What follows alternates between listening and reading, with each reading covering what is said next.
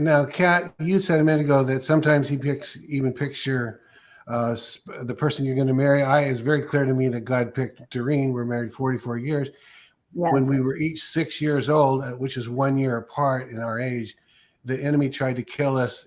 She was on the East Coast in an accident. Her parents were killed in the accident. I was on the West Coast the year before, and in a flip over bus accident. And both of us came out completely unscathed. And then later we found each other. That's very clear to me, but I didn't hear the Lord. I just followed through, and it became clear that this is who God had directed me. You heard the Lord, but are there people who God doesn't do that and just allows them to make their choice of who they want to marry? What do you see in that? I think it depends entirely on what he has chosen you to do on the earth. I think that has a lot to do with it.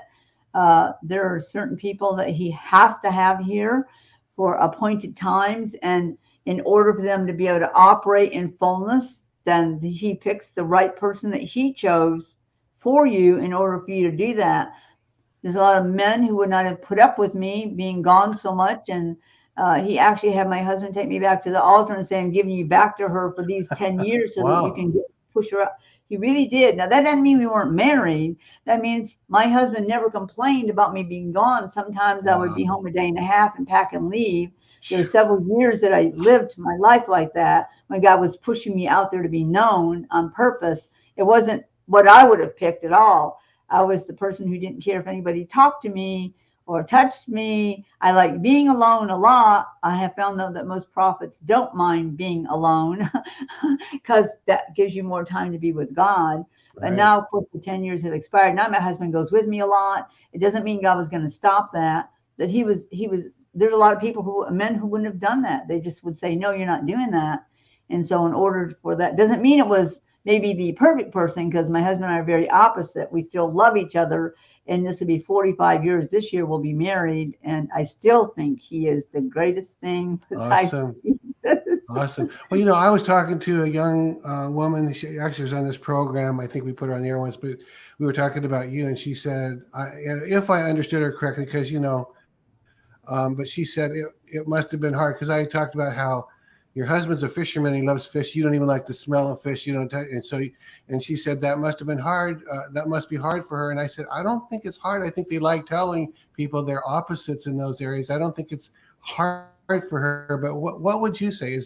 Was that made it hard for you that he loves fish and you can't stand fish? Think it's very funny, the sense of humor that God has, because that's what I was thinking. He'll always give you ways to sharpen you. I mean, it's like Jesus never was married, so he didn't have the husband-wife relationship. No, he was married to church people. So he didn't have to do that. But there's even the angels is a good example. Like they're not married. They don't get married, but God sends ones on assignment that are total opposite personalities. So they have to sharpen each other, learn to get along. And I think that this is what God said. He said to me, I couldn't make it too easy for you. Had to sharpen you. Too easy for you. And he said, then he'll say, I didn't make it easy for my son. And that was the time he took me back and showed me all the disciples going down this road to go speak, and what they actually, in the beginning, what he actually gave them, what he gave him to train and learn in those few short years. That was not easy for Jesus. And the statements he made. So sometimes he may not mean this perfect in every way, like he says, every word perfect or treats me perfect in every way. But the one thing for sure is I very much love my husband and have fallen in love with him more than once.